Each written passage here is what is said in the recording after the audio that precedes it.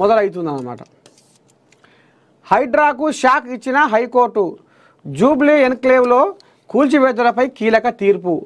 హైడ్రా ఏర్పాటు చేసిన బోర్డులను తొలగించి తీసుకువెళ్లాలని ఆదేశాలు. ఓ అమ్మ, జూబ్లీ ఎన్క్లేవ్ వెల్ఫేర్ ఆరోపణలను నిరాధారమని తేల్చిన ఉన్నత న్యాయస్థానం. సరే, బండి సంజయ్ రాజకీయ సన్యాసానికి రెడీగా ఉండు. మీరు కార్పొరేటర్ కాదు, కేంద్ర మంత్రి అనే సంగతి మర్చిపోకండి. PCC chief Mahesh Kumar Goud. రాహుల్ యాత్రలో సీఎం రేవంత్ మంత్రులతో కలిసి మద్దతు.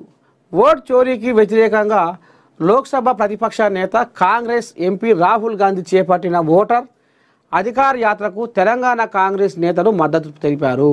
మంగళవారం బీహార్కు వెళ్లి ఓటర్ అధికార యాత్రలో పాల్గొన్నారు.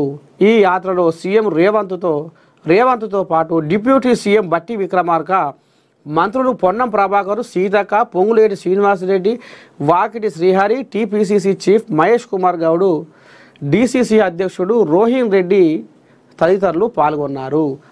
రాహుల్ యాత్రలో ఇక ఇప్పుడు బీహార్లో మోత మోగిస్తుండు రాహుల్.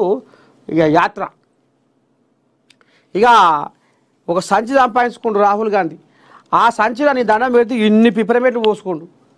ఇక కలిసిన వాళ్ళకి అందరికీ నోరు తీపి చేసుకుంటా ఇక 60 లక్షల ఓట్లు 60 లక్షల ఓట్ల ఇక మరి చోరీ జరిగింది. ఈ దొంగ ఓట్లతోటి బీజేపీ వాళ్ళు గద్దెనెక్కుతుర్రు.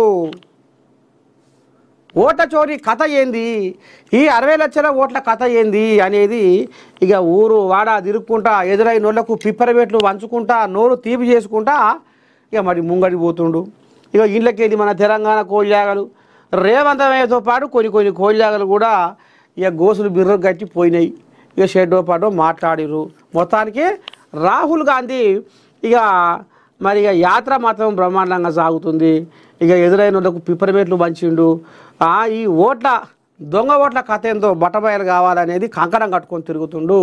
ఇక మరి ఈ దొంగ ఓట్ల కథ ఎప్పుడు బయటకు వస్తుంది, ఏమవుతుంది, ఏం కథ రేపు బీహార్లో మరి ఎలక్షన్లు దగ్గరికి వస్తున్నాయి కాబట్టి చూద్దాం ఎటెట తిరుగుతుంది రాజకీయం అనేది ముందు చూద్దాం.